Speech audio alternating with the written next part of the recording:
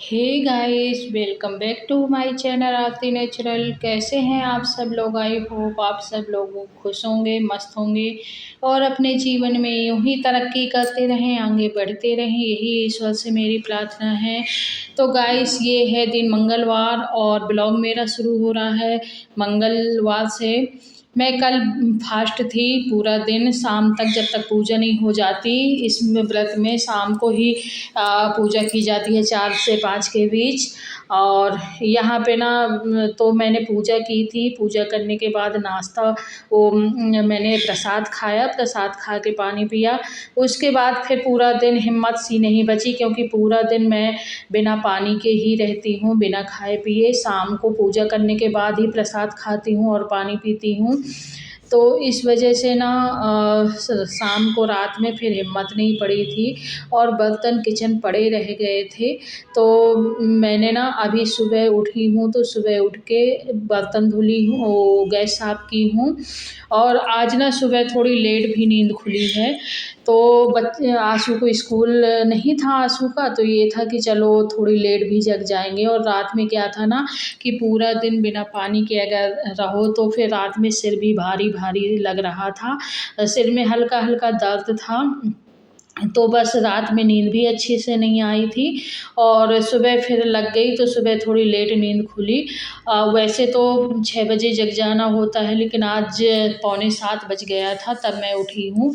तो इस वजह से ना काम भी लेट हो जाता है। तो आज ना यहाँ पे किचन और बर्तन भी मेरे रात में डले रह गए थे और आके मैं गैस साफ़ कर रही हूँ। गैस साफ़ करने के बाद यहाँ पे मैं थोड़ा सा जो होसा बेलना और तवा रखने वाला स्टैंड है उसको थोड़ा सा पोंछी हूँ। उसके पीछे ना चूहे मेरे घर में इतने ज़्यादा आते हैं कि चूहे ना पीछे गंदगी मचा देते हैं, तो उसको हटा के साफ़ किया और उसके बाद गैस अच्छे से पोंछ के प्लेटफॉर्म में साफ़ किया।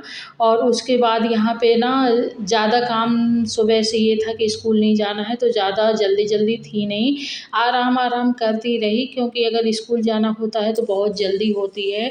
और आशु तो आज अभी सो ही रही है। आशु को मैंने नहीं जगाया था, क्योंकि आशु का स्कूल होता है तब वो भी 6 बजे जग जाती है, लेकिन 6 बजे जग जाते हैं, कभी 5:30 बजे भी जग जाते। गर्मियों में तो ऐसा होता था 5 से 5:30 जग ही जाना होता था। लेकिन अब थोड़ी ना 5 बजे अगर देखो तो अंधेरा रहता है, छत तरफ देखो आंगन से तो अंधेरा रहता है। तो अब 5 बजे नींद भी खुल गई ना 5 बजे, तो भी उठते नहीं हैं, क्योंकि बाहर अंधेरा रहता है और दरवाज़ा खोलने में अंधेरे में दिक्कत होती है। और इस समय तो ना हम लोगों के यहाँ इतने ज़्यादा सुनाई दे रहा है चोरों का। तो और सुबह से ये होता है कि क्या ही करेंगे, 6 बजे उठेंगे और कभी कभार 5:30 भी बज जाता है। और यहाँ पे सरसों का तेल बाटल में ख़त्म हो चुका था, तो जो मैंने पिराया था सरसों का तेल उसको बाटल में डाल दूँगी।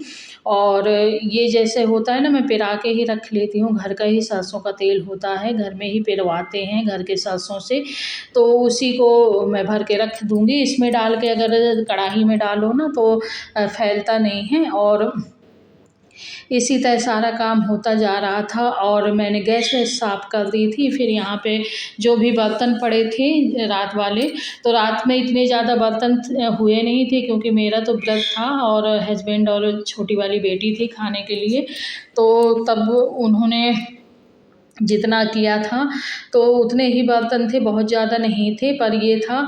और इसके बाद फिर मैं बर्तन धुलूँगी अच्छे से, और क्योंकि रात में भी धुल लेती पर ऐसा नहीं था, पर रात में हिम्मत नहीं पड़ी थी, क्योंकि पूरा दिन ना बिना पानी के रहना होता है, तो फिर रात में हिम्मत भी नहीं पड़ती और मेरे पेट में ना मरोड़ भी होने लगती है। जैसे ना पूरा दिन खाली पेट रहो और शाम के जैसे मैं पंजीरी खाती हूँ, पंजीरी खाने के बाद पानी पिया ना तो एकदम पतला पेट हो जाता है और पेट में मरोड़ सी होने लगती है, तो फिर इसमें हिम्मत नहीं पड़ती मेरी। तो यहाँ पे थोड़ी सी ही बर्तन डले हैं, ज़्यादा नहीं है, तो जो भी कचरा था, कचरा बर्तन वाला था जो भी, उसको मैं डस्टबिन में डाल दूँगी। और छोटी सी जो डस्टबिन में रखती हूँ यहाँ पे सिंक के बगल में ही, उसमें डाल के और बाहर वाली डस्टबिन में मैं डाल आऊँगी, जो बाहर रखी है बड़ी सी। तो बाहर में गैलरी में बड़ी सी रखे रहती हूँ, किचन में छोटी सी ही रखती हूँ, ताकि इसको ना 3 3 बार सुबह एक बार इस डस्टबिन का धुलो वो कर दिया, फेंक दिया कचरा, फिर दोपहर में फेंक देती हूँ, फिर रात में फेंक देती हूँ। तो तीनों टाइम इसका कचरा फेंक देना होता है। और बड़ी हो ना तो बड़ी रखो तो फिर बड़ी में आलस आता है कि चलो जब भर जाएगी तब फेंक दूँगी। तो यहाँ पे सारे बर्तन मैंने मांज लिए थे अच्छे से सर्फ़ लगा के, और बर्तन अब मैं धुल लूँगी। तो मैं ना ऐसा नहीं है कि किसी एक चीज़ से ही बर्तन धुलती हूँ, जो मेरे सामने आ गए तो उसी से धुल लेती हूँ। कभी निरमा से, कभी वो लिक्विड विम का आता है उससे, कभी विम साबुन से, जो भी सामने आ गया उसी से धुल लेती हूँ, ऐसा नहीं रहता। और बर्तन तो हर चीज़ से साफ़ ही हो जाते हैं। स्टील है, स्टील में क्या है, कुछ भी लगा के आप साफ़ कर दो, निरमा से भी अच्छे से साफ़ हो जाते हैं। तो फिर मैंने यहाँ पे सारे बर्तन धुल दिए हैं, और बर्तन मेरे ज़्यादा नहीं थे। और उसके बाद फिर मैं बनाऊँगी नाश्ता, और आशु को भी जगाऊँगी। अभी आशु जगी नहीं है, वो सो रही है, और उसको मैं जगाती भी नहीं हूँ जल्दी। अगर स्कूल हुआ तब तो ये होता है कि भाई 7 बजे तुम्हारा स्कूल है, तो तुम्हें 6 बजे जगना है, तो 1 घंटे में तुम रेडी हो। और जिस दिन स्कूल नहीं होता तो मुझे कोई जल्दी नहीं रहती ना कि उसको जगाऊँ। उससे काम वाम बच्चों से लेती नहीं हूँ, तो बस यही होता है कि काम तो मुझे करना है। आराम से सो लें बच्चे, छुट्टी का दिन ही ऐसा होता है जब बच्चे आराम से सो लेते हैं, नहीं तो फिर तो रोज़ का स्कूल ही रहता है, तो आराम से सो भी नहीं पाते हैं। और गर्मी में 1 महीने की जो छुट्टी मिलती है उसी में बच्चे आराम से सोते हैं, तो पूरे साल के लिए फिर स्कूल में बंध जाते हैं, और फिर वो आराम से सो नहीं पाते। हाँ, जिस दिन छुट्टी हुई उस दिन फिर मैं नहीं उनको जगाती, ये होता है कि आराम से सो लो। और यही उम्र तो होती है कि जो बच्चे आराम से सो लेते हैं बिना किसी टेंशन फ़िक्र के। फिर तो बड़े हो गए, शादी हो गई, तो फिर ज़िम्मेदारियाँ भी बढ़ जाती हैं। सो मैं इसलिए मैं उनको नहीं जगाती हूँ। और देखिए, आप लोगों से बातें करते-करते बर्तन भी पूरे मेरे साफ़ ही हो गए, और उसके बाद फिर मैं चलती हूँ, आपको अगला काम दिखाती हूँ। तो दोस्तों, यहाँ पे ना आप लोगों के यहाँ भी क्या चोरी का बहुत वो चल रहा है। हम लोगों के यहाँ इस समय बहुत सुनाई दे रहा है पूरे यूपी, एमपी में। पता नहीं सच्चाई कितनी है इस चीज़ में, पर सुनाई तो बहुत ज़्यादा दे रहा है। अब सच्चाई कुछ भी हो मुझे तो पता नहीं है, बट सुनती हूँ तो सुनने से एक डर सा लगता है ना कि भाई घर को छोड़ के कहीं ना जाओ, घर में ही पूरा टाइम रहो, तो बहुत वो लगता है। और बर्तन धुलने के बाद मैं साथ ही साथ सिंक साफ़ कर देती हूँ। मैं जितनी बार भी बर्तन धुलती हूँ, चाहे सुबह हो, चाहे दोपहर हो, चाहे शाम हो, या बीच में कभी हो, तो फिर जब जितनी बार बर्तन धुलूँगी उतनी बार मैं सिंक भी साफ़ कर देती हूँ, ताकि सिंक एकदम साफ़ रहे और गंदा ना रहे, ताकि हम लोग जब भी देखें तो गंदा सिंक ना दिखे। तो बस इसी तरह अगल-बगल के जो टाइल्स होते हैं उनमें भी थोड़ी पानी के छिट्टे पड़ जाते हैं ना, तो वो गंदे दिखने लगते हैं, तो उनको भी साथ ही साथ साफ़ कर देती हूँ मैं। और दोस्तों, आप लोगों को मेरा ब्लॉग कैसा लगता है? अच्छा लगे तो लाइक करिएगा, शेयर करिएगा, सब्सक्राइब करिएगा, अपने फैमिली मेम्बर के साथ शेयर ज़रूर करिएगा, और हाइप भी ज़रूर करिएगा। अगर हो सके तो हाइप ज़रूर करिएगा। और अगर मेरी ब्लॉग में आप लोगों को कुछ भी अच्छा लगता है, नहीं लगता है, तो प्लीज़ कमेंट करके ज़रूर बताइएगा मुझे। और यहाँ पे हम लोगों की हाउसवाइफ़ की जो भी दिनचर्या है वही मैं शेयर करती हूँ आप लोगों के साथ। जो मैं अपने रेगुलर घर के काम, रेगुलर जो भी मेरा रूटीन होता है ना, वही वो करती हूँ, आप लोगों को शेयर करती हूँ। और आप लोग मेरे ऊपर ऐसे ही अपना प्यार बनाए रखिएगा, आशीर्वाद दीजिएगा और प्यार बनाए रखिएगा। यहाँ पे किचन, बर्तन, मेरा सब कुछ हो चुका है काम। तो अब मैं चलूँगी ब्रश करने, और मैंने कर लिया है ब्रश। तो ब्रश करने के बाद मैं थोड़ी ब्रश करने के बाद सिंक भी धुल देती हूँ, ब्रशिंग वो भी साथ साथ धुल देती हूँ, क्योंकि फिर पूरे दिन के लिए ये होता है, या तो नहाते समय धो लो या ब्रश करते समय धो लो, फिर पूरा दिन के लिए टाइम इधर उधर काम में लग जाना होता है, तो ब्रशिंग तरफ ध्यान ही नहीं जाता।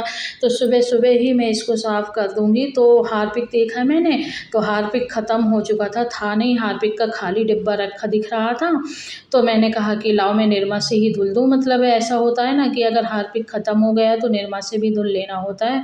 तो मैंने थोड़ा सा निरमा लिया है, निरमा से भी धुल लूँगी। और निरमा से भी ऐसा नहीं है कि ये ब्रशिंग है जो हार्पिक से तो साफ़ हो ही जाता है, लेकिन अगर कभी हार्पिक ना हो तो मतलब गंदा तो ना पड़ा रहेगा ब्लेसिंग। अगर हार्पिक नहीं है तो ब्लेसिंग को हम निरमा से भी अच्छे से साफ़ कर सकते हैं। थोड़ी सी मेहनत पड़ेगी हाथ से घिसने में, बाकी वो अच्छे से साफ़ हो जाता है। और यहाँ पे मैंने थोड़ा-सा वो बर्तन धुलने वाला जो आता है ना, कॉटन टाइप का रहता है, तो उसको ले लिया है और उसी से धुल लिया है, अच्छे से साफ़ हो गया है।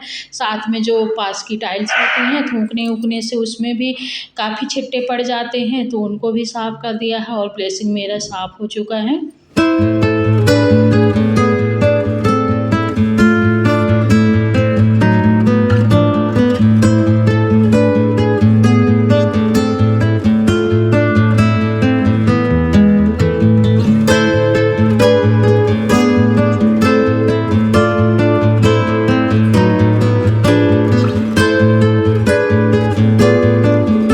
तो इधर मैं ब्रश करके आ चुकी थी, चाय बनाई मैं, और क्योंकि मेरा कल व्रत था सोमवार का, तो इस वजह से मैंने आज नाश्ता कुछ भी नहीं बनाया था।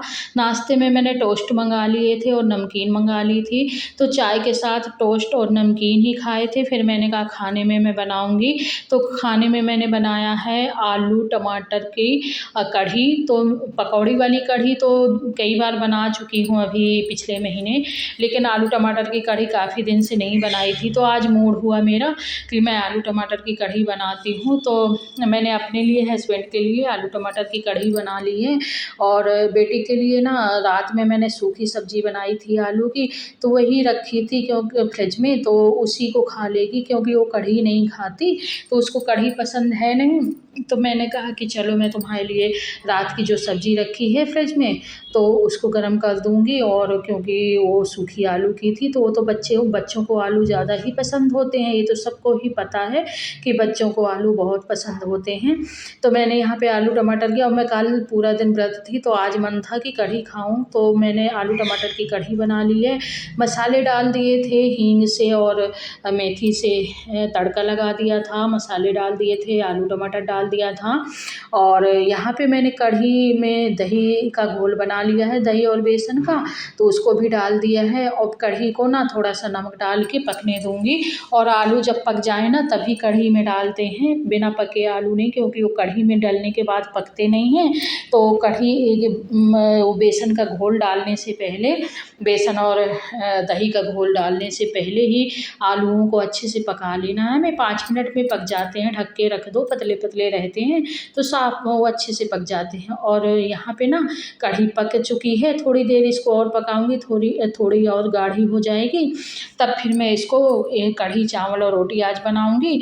तो इसको थोड़ी देर और पकने देंगे, और पकने के बाद फिर जब ये निकल आएगी ना, तो और आप लोग देख सकते हैं इसमें मलाई पड़ चुकी है। इसको पकते काफ़ी देर हो चुकी है और कढ़ी में मलाई पड़ चुकी है, तो मैंने इसको उतार लिया है और लगा दिया है तड़का बाद में कढ़ी में। और लाल मिर्च का तड़का लगाने के बाद फिर इसको मिक्स कर लेंगे। और बहुत ज़्यादा गाढ़ी नहीं है, बहुत ज़्यादा पतली नहीं है, क्योंकि कढ़ी है थोड़ी सी पतली बनाई है मैंने। थोड़ी देर ये जैसे रखी रहेगी ना, तो इसमें ना इसका ये थिक हो जाएगी थोड़ी, और बहुत ज़्यादा थिक भी नहीं अच्छी लगती और बहुत ज़्यादा पतली कढ़ी भी नहीं अच्छी लगती।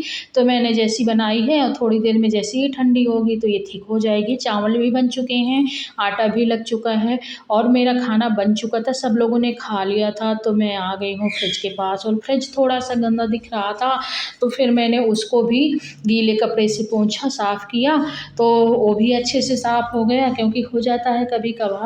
तो ज़्यादा गंदा था नहीं, थोड़ी ही गंदा था, तो फिर मैंने उसको जो भी है प्लग नहीं निकाला था और गीले कपड़े से पोंछ दिया था।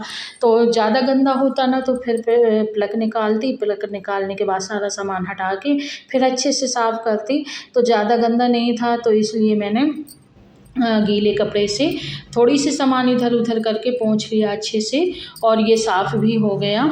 तो दोस्तों, आप लोगों को ब्लॉग मेरा अच्छा लगा हो तो प्लीज़ लाइक करिएगा। मुझे कमेंट करके ज़रूर बताइएगा कि आप लोग कहाँ-कहाँ से देख रहे हैं मेरा ब्लॉग। और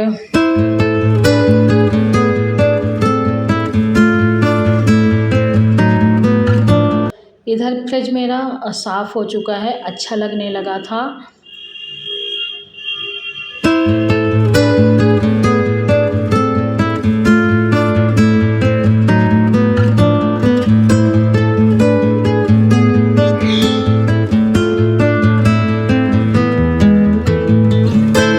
ये घर के छोटे-छोटे काम होते हैं जिनकी कोई गिनती नहीं होती है, पर हम लेडीज़ों को ना काम तो होता ही है। इनकी कोई गिनती नहीं करता है कि ये काम है, लेकिन ये छोटे-छोटे बहुत सारे काम हो जाते हैं घर के, जो कि करना पड़ता है और इनमें भी थोड़ी बहुत मेहनत, समय सब कुछ लगता है। लेकिन वो ये छोटे-छोटे काम किसी के नज़रों में नहीं आते हैं। ये होता है कि ये तो हम ही लोग जान सकते हैं ना कि हाँ, ये काम किया है। देखने वाले की नज़रों में ये सारे काम नहीं आते। तो यहाँ पे फ्रिज को मैंने पोंछ दिया है गीले कपड़े से और बाहर से भी पोंछ दिया है, तो एकदम नया जैसा दिखने लगा। वैसे भी ये ज़्यादा पुराना नहीं है, अभी 5-7 महीने का ही होगा। तो चलिए मैं मिलूँगी फिर आपसे नेक्स्ट ब्लॉग में एक और अच्छे से न्यू ब्लॉग में।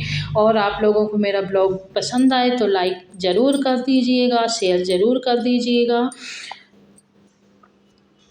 और अगर पसंद नहीं आता है तो कमेंट करके ज़रूर बताइएगा। और भोलेनाथ का आशीर्वाद सबके ऊपर बना रहे, माता रानी का आशीर्वाद, गन्नू बब्बा का आशीर्वाद। चलिए मैं फिर मिलती हूँ आपसे नेक्स्ट ब्लॉग में, तब तक के लिए जय भोलेनाथ।